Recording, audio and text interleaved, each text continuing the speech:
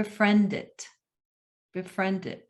Don't realize that whatever is scary there is a story that mind is kicking up to keep you away.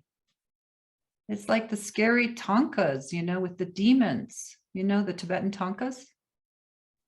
You know how they have all those demons that they put up there? These guardians of the gates. Well, you just give them a mango, give them an offering. They let you go by. They let you pass. They're like, okay.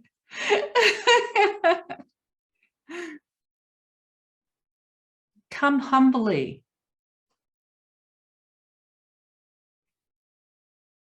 And then on the other side of the demon lies the beautiful Dakini, lies the lotus flower, right?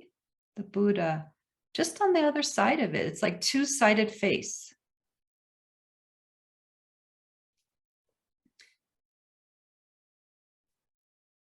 We're the ones that create the demon side, the side that says, this is a scary no-go zone.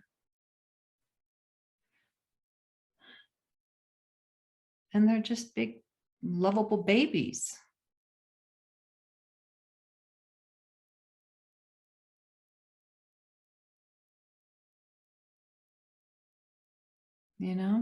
Like the dragon, big, lovable baby.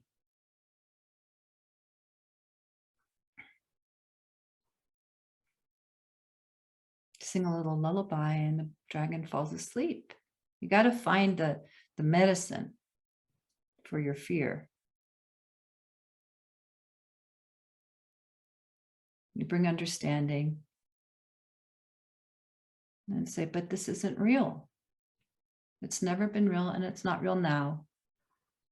And I'm not even going to waste time on regretting how long I've been doing this. I'm not even going to do that, okay? Because that's another story, putting things in time. You see, it's a very subtle thing, the power of the mind to veer one off in a direction that isn't empty. And it isn't because the mind is evil or has any kind of negative elements to it. It's just that it's the mind. I'm not talking about the empty, vast mind. I'm talking about the conditioned mind. It's only familiar with what it's familiar with. And it just naturally gets uncomfortable with something that's out of its comfort zone. And it kind of goes, whoa, that's why I brought up the fool. The holy fool is very comfortable with being out of its comfort zone, right? It's like it constantly is doing it. Out of my comfort zone, out of my comfort zone, out of my comfort zone.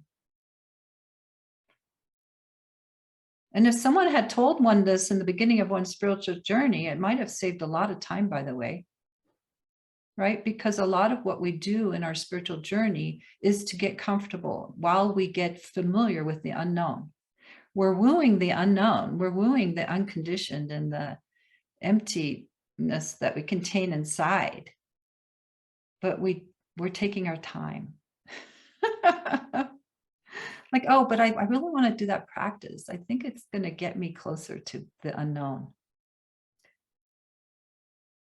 The void. Right? I heard that this practice will get me there.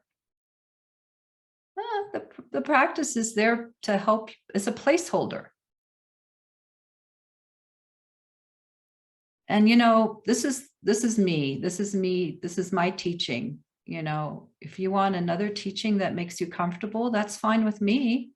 You want to go into, and I'm not putting any of them down. But all of the teachings, they contain this teaching within it.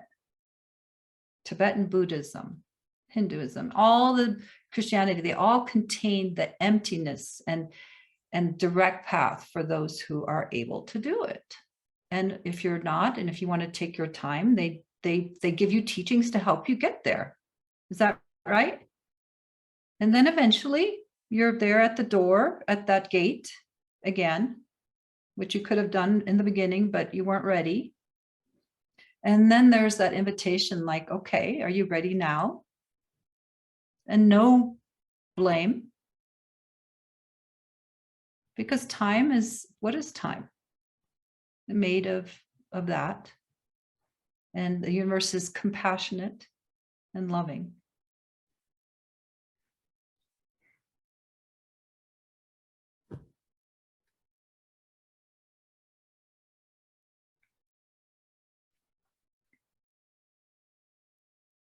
So it's just up to you what you want to do.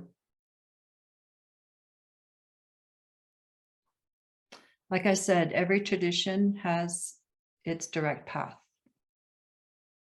And you don't even have to be in a tradition to have it your own direct path. I did my own direct path. And I did take a little from here and there and here and there. I'm so grateful.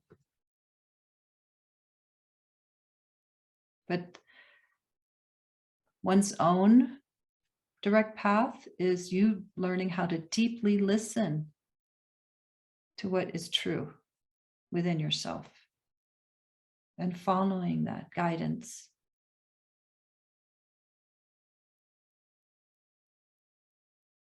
But just know that in the end, where we're being led to, in the end, in the beginning, in the middle, is to befriend the unknown and to open to this vastness that we are,